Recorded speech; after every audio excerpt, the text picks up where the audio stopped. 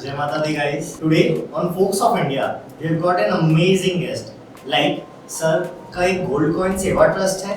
Sir ने Covid के time और उसके पहले से काफ़ी चीज़ों में लोगों की सेवा करना और अलग अलग डिफरेंट उनके मॉडल्स बनाए हैं जिससे वो लोगों को regularly benefits and all this thing देते हैं. So thank you so much Sanjay Agarwal sir for coming on a show. So first of all sir, आपकी जो जर्नी थी एनजीओ की, सर कहाँ से आपने स्टार्ट करा था इसे?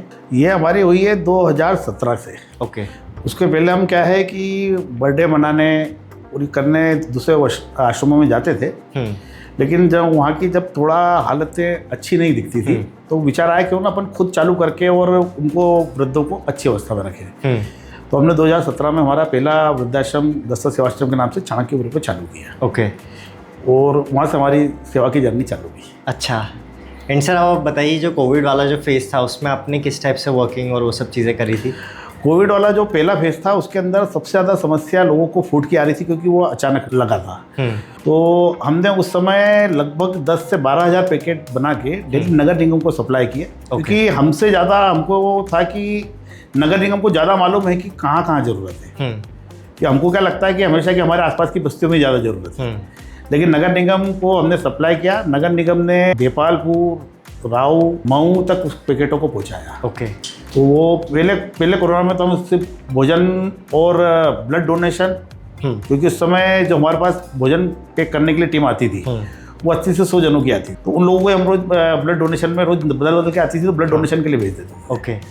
तो उसके साथ साथ हमारा ब्लड डोनेशन का भी उस समय अच्छा रहा. तो हमारा मेन उसमें पहले कोरोना में तो यही ज़्यादा रहा. ओके. एंड सर, जैसे जो एनजीओ वगैरह रहता है लोगों को लगता है बहुत कूल है, इजीली चलता है, लोग आते हैं, अपने आप चीज़ें होती हैं. बट सर जो चैलेंजेस है जो आपने सबसे ज़्यादा फेस करे, जो आपको लगता है कि हर इंसान फेस करता है जब वो ऐसे कुछ ट्रस्ट ओपन करता है, तो क्या है वो? नहीं, देखो क्या है कि ये अधिकतर एनजीओ जो हैं बहुत अच्छा काम कर रहे हैं, लेकिन कुछ एनजीओ अच्छा काम नहीं करते हैं. उनकी वजह से जो अच्छे एनजीओ हैं उनको भी बहुत सारी समस्याएं आती हैं चलाने में. लेकिन ठीक है, सब समस्याएं तो अपनी जगह आती रहती है. हाँ. निपटते हैं, चलती है, बात नहीं है. हाँ. एंड सर, जैसे अभी आपने मुझे बताया था कि काफ़ी अलग अलग आपने डिपार्टमेंट बना रखे हैं एनजीओ के, तो सर एक बार आप ऑडियंस को बताइए किस किस डिपार्टमेंट में आपने क्या क्या चीज़ें करी हैं. मेन तो हमारा जो वृद्धाश्रम चलता है जो अभी 2 जगह संचालित हो रहा है.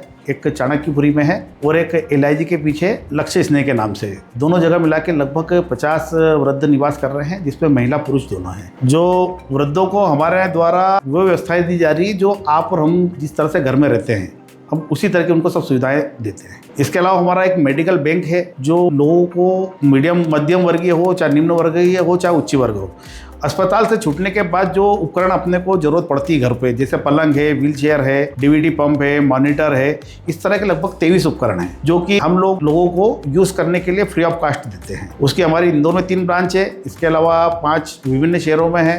नीमच है, उदयपुर है, उज्जैन है, नागदा है, धार. इसके अलावा हमारा एक ब्लड कॉल सेंटर है जिसमें कि 24 आवर्स लोगों को ब्लड की पूर्ति की जाती है, जो डोनर के माध्यम से की जाती है. अच्छा. तो उसमें रोज हमारे यहाँ से अभी से 20 से 25 ब्लड डेली लोगों को लाभान्वित हो रहे हैं लोग. अच्छा. इसके अलावा एक हमारी मेन गरीब परिवारों के लिए नैवेद्य टिफिन सेवा के नाम से हमारा चल रहा है. अच्छा. जिसमें लगभग 300 टिफिन ऐसे वृद्धों को जो अपने घरों में रहते हैं लेकिन शारीरिक रूप से भोजन बनाने में असमर्थ हैं. ओके. ऐसे लोगों को रोज हम डोर टू डोर सर्विस करके उनके घर तक टिफिन पहुँचाते हैं. अच्छा. इसके अलावा जो जिन लोगों को डायलिसिस की जरूरत होती है उनको प्रति माह 2 डायलिसिस हमारी ओर से मुफ्त कराए जाते हैं. अच्छा. इसके अलावा भी बहुत सारी सेवाएं हैं ओके. जिन पे अंदर काम कर रहे हैं. हाँ गाइस, जो भी सर की वर्किंग वगैरह रहेगी तो उनकी सर्विसेज की मैं आपको डिस्क्रिप्शन में दे दूंगा. सो जिस पे आप जाके चेक कर सकते हैं. सारे सोशल मीडिया हैंडल्स कर दूंगा. सो जब भी आपको कभी किसी चीज़ की ज़रूरत लगती है या फिर anyway you want to participate in the NGO, so आप डायरेक्टली कर सकते हैं. And sir, any specific message related to the NGO that you would like to give to youth को सर आप क्या मैसेज देना चाहेंगे? यूथ को जो है देखो, सेवा के क्षेत्र में बहुत आगे आना चाहिए. यूथ में बहुत सारी एनर्जी है और इंदौर का यूथ तो बहुत सब सेवाओं के क्षेत्र में जुड़ा हुआ ही है. हाँ. अभी पर्यावरण चल रहा है, 51 लाख पौधों का इंदौर ने लक्ष्य लिया है. उसमें भी यूथ से उम्मीद है कि पूरा बढ़ चढ़ के हिस्सा लेंगे. हाँ. और कोविड काल की वजह से जो समस्या आई है ऑक्सीजन की, उस सबको पौधों के माध्यम से दूर करेंगे. ब्लड में भी यूथ का ही काम आता है.